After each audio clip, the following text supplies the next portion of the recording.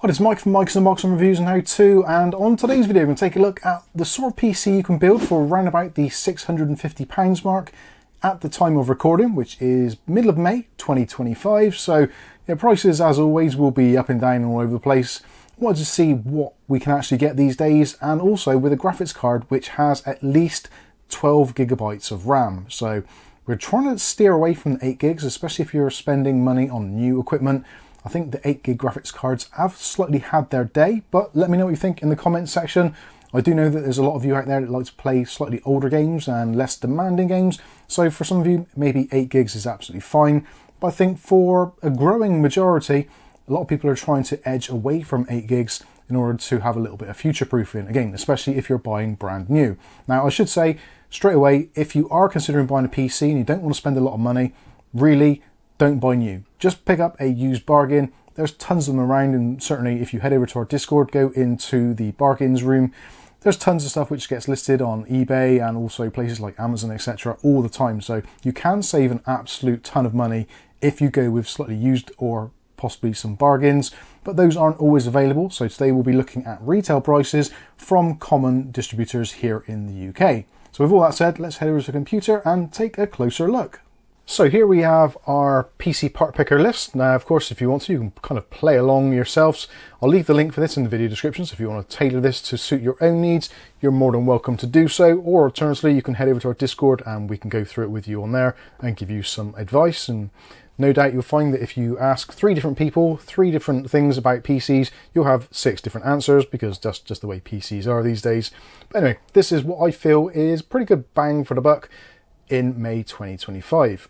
So this is all going to be based around an AMD AM4 platform, which I know is getting a little bit on a bit and essentially is kind of dead in the water, but there's still a lot of value to be had, and especially if you don't want to kind of go up to the next price point, which is going to be around about £700 to £800 for an AM5 platform. And I think this still offers value for money. So starting off with our processor, we've got the AMD Ryzen 5 5600, 3.5 GHz base, and it boosts up to, I think it's 4.6 or 4.4, 6 cores, 12 threads, and currently available on the market for around about £95-ish. At the moment it's £96.95. It hasn't changed a great deal over the last few months, and in fact over the last year realistically. So a lot of this is going to be very, very familiar to you. Again, if you want to, you can go for the X version, or maybe even go for one of the new GT versions. Just be aware, if you go for the GT versions, you do get integrated graphics, but unfortunately it also seems you get slightly less in terms of bandwidth on your PCI Express slot on your graphics card. I haven't looked into the GT processors very much, and if you've used them and if you like them, then please let us know in the comments. Now, to keep it cool, you could of course use the stock cooler which comes into it, but they are a little bit on the noisy side, and if you want to have a little bit of RGB bling as well, you can do a lot worse than go for something like the Thermalright Assassin X Refined SE RGB V2. These are great coolers, around about £15 generally. You can sometimes get them on offer for a little bit less. I think these are really good, and they actually look very nice. Very good construction. Thermalright fans, very cheap, very effective, and yeah, these would be my choice certainly at this price point. Now, of course, we are going to need to use a motherboard to mount all of our components on, and in this particular instance, I've gone with the Gigabyte B550 Gaming X V2 ATX. I think ATX is the way to go if you're building a new PC. Micro ATX for me has too many limitations, especially when it comes to installing graphics cards. It generally tends to end up being towards the bottom of the chassis. That is if you're using a micro ATX case as well. If you're putting a micro ATX motherboard into an ATX case, if you don't mind how it looks, then that again is an option. You may save a few pounds, but it won't be a massive amount, so I would probably go with an ATX motherboard. Realistically, the 2 choices for kind of this level of component is going to be either this one, the B550 Gaming X V2, or alternatively MSI's B550 Gaming Plus. Both of them offer very similar performance and very similar pricing. This one just slightly edges it at the moment on pricing. It's actually quite a nice little motherboard, and if we take a closer look at it, you've got all the kind of usual suspects there. So you've got 2 slots for graphics cards if you wanted to add a second one, not that you would really want to, but maybe upgrades in the future. You've got your full-size slot there, you've got your AM4 socket, decent VRAM and heat sinks, integrated I/O shield, 4 RAM slots for future upgradability, Plenty of fan headers and RGB and addressable RGB headers. Nice heatsink over the actual chipset, and it's generally a pretty decent board. Now, it doesn't have integrated Wi-Fi or integrated Bluetooth, so you would need to add a card, which could make use of one of those lower slots, or maybe one of these down here. That choice is entirely up to you, or maybe just a USB dongle. But overall, I think this is a pretty decent board. I've had a few of these now, and they've been very reliable. They are slightly limited on USB ports on the back, but of course, as with anything, if you want something with a bit more power and a bit more ports, then you can spend a little bit more money. But to get you up and running, this is going to be absolutely great. And as we can see at the time of filming, both Orbit and Amazon and actually eBuyer are very similar prices, just slightly over £90. If you want to go a little bit more expensive from other brands, you can do, such as CCL overclockers, AWD, etc. Slightly more expensive, in which case I would be strongly considering looking at AM5. But again, if AM4 is your thing, then this is a pretty good choice. Next, we've got RAM. So I've just gone with something tried and tested. So this is the Silicon Power Gaming 16 gig kit, DDR4 3200 CL16, which is absolutely fine, and the price is pretty decent at the moment, $27.99. Even going for second-hand used bargains such as Corsair LPX on places such as eBay, you can still pay around about £20 to £25. So if you want to get new, it's a pretty good option. The Silicon Power stuff is quite nice, looks a little bit unusual, doesn't have any RGB bling, but of course, as always, like I said, if you want that sort of thing, you can spend a little bit extra to get those extra features. Now, some people are also going to be asking the question, is 16 gigabytes enough? Well, arguably, I would be more comfortable going with 32 gigabytes these days, especially if you want a little bit more longevity. Of course, with this, you could add additional RAM later because you've got another 2 slots. But if you are concerned, then it is probably worth spending roughly double the money and getting a 32 gig kit.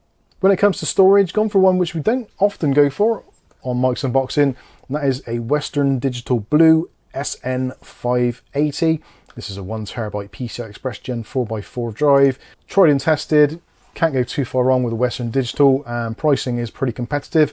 Directly from SanDisk at the moment, $48.99. If you buy elsewhere, you are going to be paying a little bit more, but it is a quite nice drive, good specs, decent warranty, and is a brand that is well known. Of course, if you want to, you can go for some of the cheaper kind of off-brand options, such as things like Oracle, those types of things, FickWatt, etc. But if you want a branded drive, then this is pretty much the cheapest at the moment for 1TB.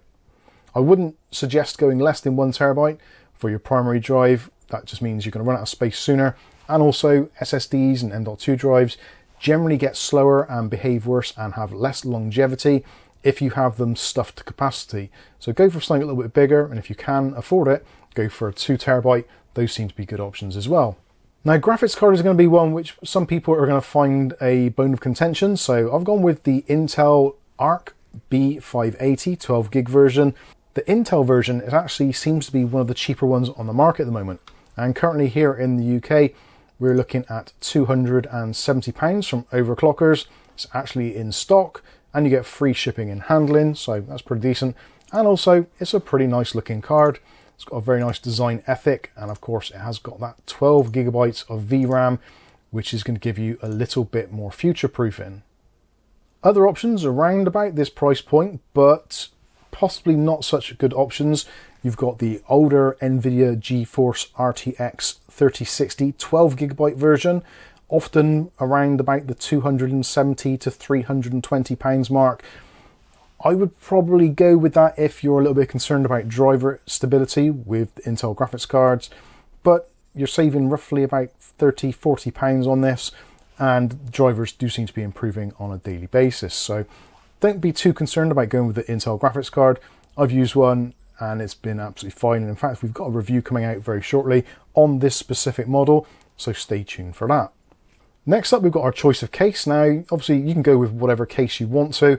I've gone with the Montech XR, which is an ATX kind of fish tank style case. I've budgeted around about £50, which is just slightly under 10% of our total cost here. It's actually quite a nice looking case, and it's available from Orbit, Amazon, and also Scan here in the UK for very similar prices, around about £50. Scan is a little bit more expensive because they always add on their shipping, but yeah, that's Scan for you. And in terms of looks, I think it's actually quite nice. It comes with 3 installed fans, which are ARGB, plenty of room, got front I/O there, double-sided glass. It's a pretty decent case. I quite like the look of it, and again, for this sort of money, it's one of the better options on the market. Now also, to power this, we do need a power supply. So power supplies are again one of those things where they're getting really expensive, even for the more budget-orientated ones. So this is the MSI Mag A550BN, which is a bronze 550 watts. It's fully cabled, so no modularity, so you're going to have to stuff your cable somewhere. But at the moment, at the time of recording, around about £45 is about the cheapest you're going to get for a relatively decent power supply. Obviously, you can spend as much as you want on better power supplies if you feel that's necessary. This entire build is going to be using around about 380 to 400 watts maximum when it's under complete load, so we've still got a little bit of headroom there, having 550 watts. And last of all, we're going to want to put Windows on there, so I've included a Windows 10 Pro retail license from premiumcdkeys.com. If you use the discount code Mike's Unboxing, you can get a Windows 10 Pro retail key for around about £3.50, possibly less, depending on the exchange rates. That was actually the Euros price at the time of recording, so I just converted it, so it's absolutely fine. It'll probably cost you less than £3, to be honest, but anyway, the choice is there, and you can certainly save a lot of money on your Windows license. Windows 10 Pro keys will activate Windows 10 Pro and also Windows 11 Pro, so don't be concerned there, it's absolutely fine. Or alternatively, if you want to save that £3.50, buy yourself a coffee, then you can always use Windows unactivated, but you'll just have to put up with the nagware. So that is pretty much it. That is our complete build for £650, or just slightly under in fact. All of these parts are easily available on the shelf, so if you are looking at building yourself a new PC, then this is pretty much what we're looking at. Now, obviously, if you want to save a little bit of money, you want to keep it underneath that £600 budget, you could swap out the graphics card, our ARC B580, and put in something like an RX 6600. Those are quite commonly available for £200 or less. So if you do want to save the money and you only want to go with an 8GB card, which is slightly less powerful, then that is an option. Personally, I think I would be tempted to buy all of the items here new, other than the graphics card, and maybe pick up a bargain on eBay. I've recently picked up multiple RX 6700 XTs, which have 12 gigs of RAM, for kind of £220 to £250, which is arguably going to be the better purchase.